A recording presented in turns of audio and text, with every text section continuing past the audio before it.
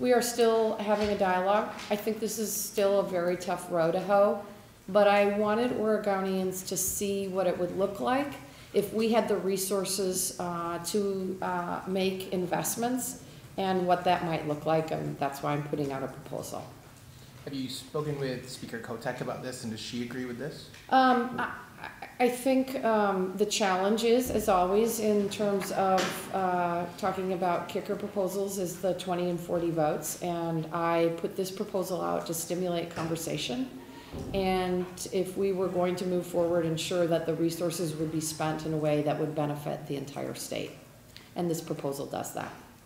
And I asked Speaker Kotek whether or not, like, she would move forward with a proposal specifically to fund PERS with this kicker payment. She straight out said, like, no, we don't have the votes, period. We're not going to pursue that.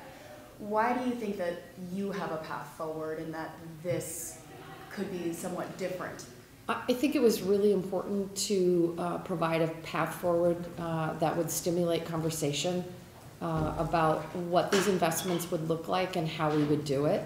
And I felt strongly with our infrastructure needs in rural Oregon, with our housing needs in rural Oregon, particularly in communities smaller than 25,000, that this was a fiscally responsible way of moving forward. How will the funds be broken up? Like, I don't know, maybe it's in here that I don't see, but like how much, oh, no, I see right here, 200, never mind. 220 in housing, 29 in total broadband, and PERS 250 million. So, Governor, is this constitutional? And the reason I ask is, in looking at the Constitution, the legislature doesn't suspend the kicker; it raises the threshold. Mm-hmm. So how would this work?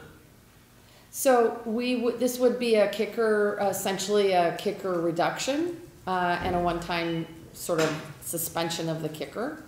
And you would do it one time. Most Oregonians would get their full kicker back because we would only take over $1,000. So the vast bulk of Oregonians would get their kicker back. But how would that work procedurally to take to allow everything under $1,000?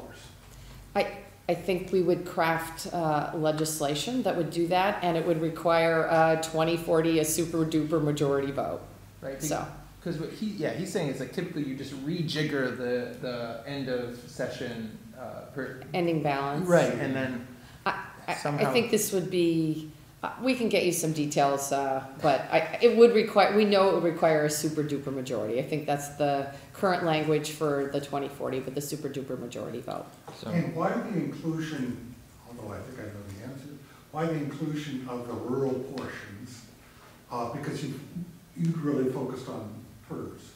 So after meeting with Senate Republicans and House Republicans and talking to members. I think certainly we have an opportunity to make these one-time investments in rural Oregon that will really ensure that their communities can continue to thrive.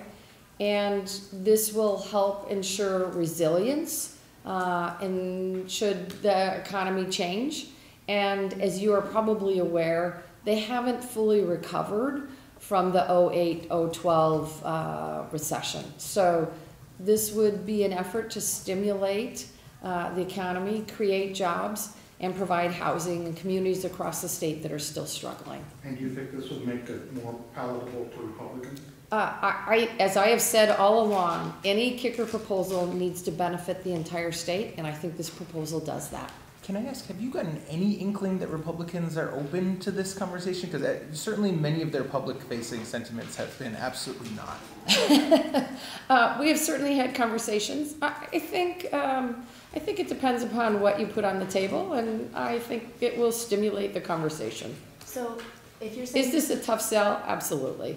If you're saying this is solely to stimulate the conversation, does that mean that you're not looking for a bill necessarily to be passed by the end of this session, maybe something in the short session coming up? Or like, what's the timeline that you're looking to get I this think done? for me, this is about how we make sure that all of our communities have the tools and the resources they need to thrive. And that means, particularly for rural Oregon, investing in infrastructure, whether it's water, sewage treatment, all that really interesting stuff like that. It means investing in broadband, and it means investing in housing, and that's what this proposal does.